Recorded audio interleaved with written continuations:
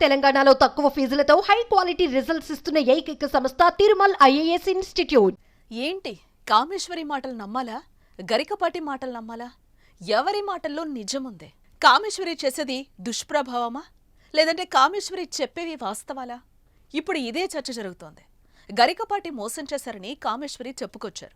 గరికపాటి అవన్నీ దురుద్దేశంతో దుష్ప్రచారం చేస్తున్నారని తన టీం ద్వారా ఓ వివరణ ఇచ్చారు. దీంతో ఇద్దరిలో ఎవరు చెప్పేది వాస్తవం, ఎవరు చెప్పేది అవాస్తవం అనే చర్చ మొదలైంది.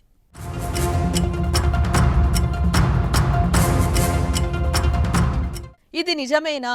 గరికపాటిలా చేశాడా? అయ్యో, ఇప్పటి వరకు ఈ విషయం ఎవరికీ తెలియదే అనిపిస్తోంది. గరికపాటి మొదటి భార్య ఉన్నారా?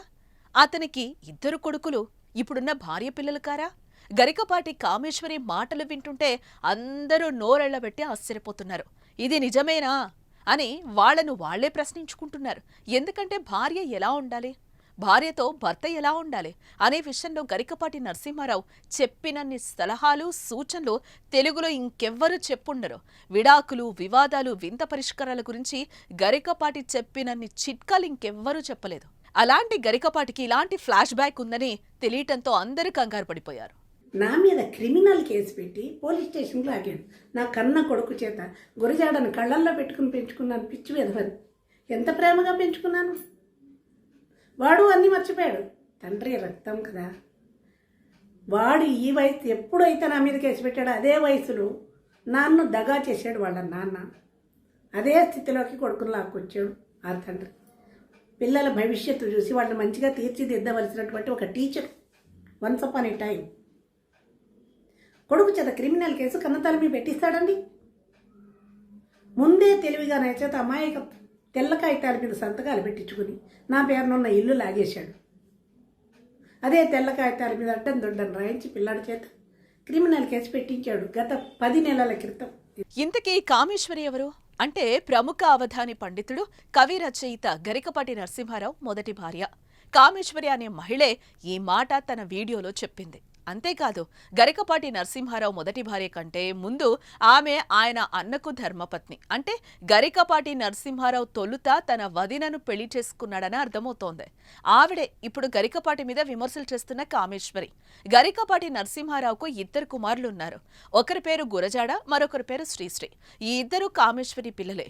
ఈ విషయం ఇప్పటివరకు ఎవ్వరికీ తెలీదు. కామేశ్వరి కెమెరా ముందుకొచ్చిన తర్వాత ఈ విషయం లోకానికి తెలిసిందే. విచిత్రం ఏంటి అంటే కామేశ్వరి పైన గరికపాటి తన కొడుకు చేతనే క్రిమినల్ కేసు పెట్టించిందన్నది ఆమె చేస్తున్న ప్రధాన ఆరోపణ. 65 సంవత్సరాలుగా ఆ నీచుడు నాకు తెలుసు. పక్క ఇళ్ళవాళ్ళు అందరం కలిసి ఊళ్ళో పిల్లలు ఆడుకునేవాళ్ళం. అందరం కలిసి కెనడీ హై స్కూల్ కాశీపాడు అనే చోట చదువుకున్నాం. జీవితం మొత్తం వాళ్ళమ్మ వీడిని ఎత్తుకోవడం నాకు తెలుసు. చిన్నప్పటి నుంచి 18 పురాణాలు చదివినటువంటి పరాయి స్త్రీ తల్లితో సమానం అన్నటువంటి ఈ నీచుడు, ఈ దుర్మార్గుడు తల్లి వరసనే కూని చేశాడు. వృత్తి వేరు, ప్రవృత్తి వేరు. పాండిత్యాన్ని సంపాదించాడు, వాక్కులో అమ్మ సరస్వతిని పలికించాడు. కానీ నీచమైనటువంటి ప్రవృత్తితోటి దగా చేశాడు. జీవితం మొత్తం కోల్పోయిన నేను నోరు మూసుకుని ఎందుకున్నాను, పిల్లల కోసం ఆగాను. తర్వాత అర్థమైంది. తన భవిష్యత్తుకు నేను అడ్డొస్తున్నానని వెళ్ళిపో అన్నాడు. హింస పెట్టాడు. హింస అవి చెప్పే హింసలు కాదు. నేను అవన్నీ చెప్పదలుచుకోలేదు. పడి చివరికి ఆలోచించాను. ఇక్కడ నా ప్రమేయం ఏమీ లేదు. 10 సంవత్సరాలు 12 సంవత్సరాల పిల్లలిద్దరికి, గురుజాడకి 10 ఏళ్ళు, శ్రీశ్రీకి 12 ఏళ్ళు. రేపుని చంపుకొని బయటకు వచ్చా. తెలుగులో విద్వాంసుడైన గరికపాటి గతంలో వరంగల్ జిల్లాలో ఓ స్కూల్ నడిపించేవారు. ఆ సమయంలోనే ఈ కథ మొదలైందని కామేశ్వరి చెప్తున్నారు. వరంగల్లో బడి నడిపే సమయంలో ఉద్యోగం పేరుతో తనను, తన అన్నను కూడా గరికపాటి ఇక్కడికి తీసుకొచ్చారని, ఆ సమయంలో మాయమాటలు చెప్పి నరసింహారావు తనను లోబర్చుకున్నారని చెప్పుకొచ్చారు. విషయం కుటుంబ సభ్యులకు చెప్పి అన్నతో విడాకులు చేయించి 4 గోడల మధ్య తనకు భర్తగా మారిపోయారని చెప్పుకొచ్చారు. దీంతో గరికపాటి ఇంత ఘనాపాటినా అనే సందేహం ఆయన ఫాలోవర్స్లో కలుగుతోంది.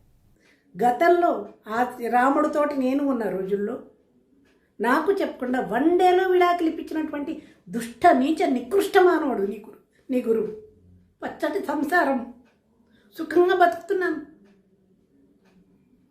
నలుగురు అన్నదమ్ములు, వీళ్ళ పెద్దన్నయ్య, వీళ్ళ మామయ్య, కట్టుకున్న భర్త గరికపాటి వెంకటేశ్వర్ నా భర్త పేరు. అందమైన వాడు, అందమైన జీవితం, సుఖంగా బతుకుతున్నాం. వీడు ఎందుకు వచ్చినట్లు నా జీవితంలోకి? వాడు అంత అసమర్థుడయ్యాడు నా భర్త. నలుగురు కూర్చుని అత్తవారి తరపు వాళ్ళు కాగితాల మీద సంతకాలు పెట్టించి నీకు విడాకులైపోయాయి అంటాడా వీడు? అందరికంటే చిన్నవాడు. వాళ్ళందరి నోరు ఏమని మూయించాడు? నా ప్రమేయం లేకుండా మా నాన్న కాళ్ళు కడిగి కన్యాదానం చేశాడే.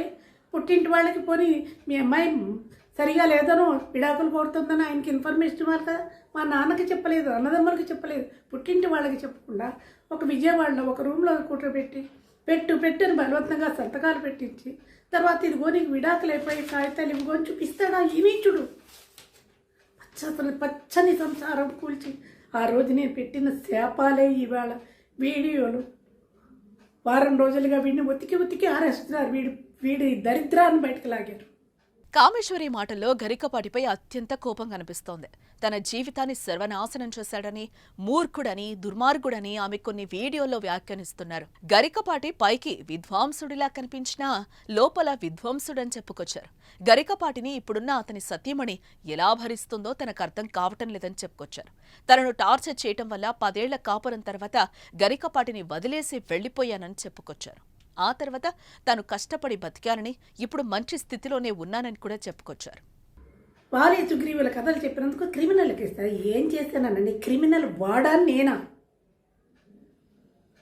కుటుంబంలోంచి దగా చేసి నన్ను ఎత్తుకొచ్చిన వాడు క్రిమినల్. నాకు తెలియకుండా నా ఆస్తి తెల్ల కాగితాల మీద సంతకాలు పెట్టించిన వాడు క్రిమినల్.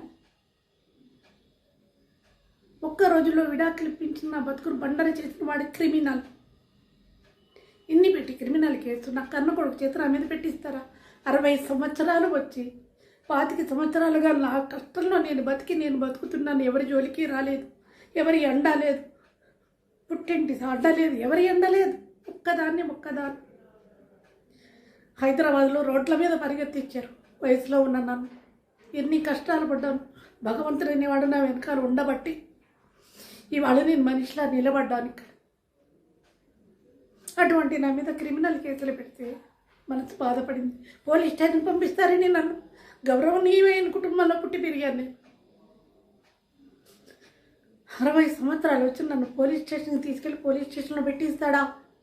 అయితే ఈ వివాదం ఎందుకు బయటకొచ్చింది, ఎప్పుడు బయటకొచ్చిందని ఆరా తీస్తే ఓ ఆసక్తికర సన్నివేశం కనిపిస్తోంది. ఈ విషయాన్ని కూడా కామేశ్వరి తన వీడియోలో చెప్పారు. తాను రామాయణంలోని వాలి, సుగ్రీవుడి కథని చెప్పి ఓ వీడియోను పోస్ట్ చేశానని, దాన్ని తొలగించేందుకు గరికపాటి తనపైన అధికారాన్ని వాడారని చెప్పుకొచ్చారు. తన కొడుకు గురజాడ చేత కేసులు పెట్టించారని కూడా వివరించారు. నా కొడుకుతో నాపైనే కేసు పెట్టించడం వల్ల అసలు గరికపాటి ఎవరో బయటకు చెప్పాలని నిర్ణయించుకున్నానని వివరించారు కామేశ్వరి. అందుకే వరుసగా ఈ వీడియోలు చేస్తున్నానని ఆమె వివరణ ఇచ్చారు.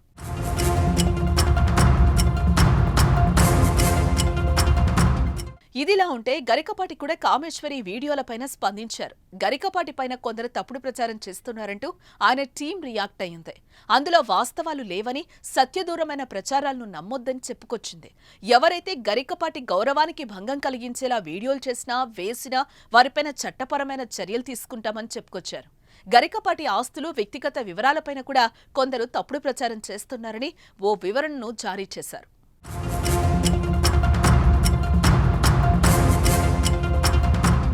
మొత్తంగా గరికపాటి భార్యనంటూ కామేశ్వరి చెప్పే మాటలు నిజమా, లేదంటే తనపై కొందరు దుష్ప్రచారం చేస్తున్నారన్న గరికపాటి మాటలు నిజమా అన్నది ఇప్పుడు ఆసక్తికరంగా మారుతోంది. మొత్తంగా గరికపాటి వివాదం ఇప్పుడు సోషల్ మీడియాలో ట్రెండింగ్లో ఉంది. మరి మీరేమనుకుంటున్నారు? మీరు కామేశ్వరి మాటలు నమ్ముతారా, గరికపాటి మాటలు నమ్ముతారా? కామెంట్ రూపంలో తెలియచేయండి.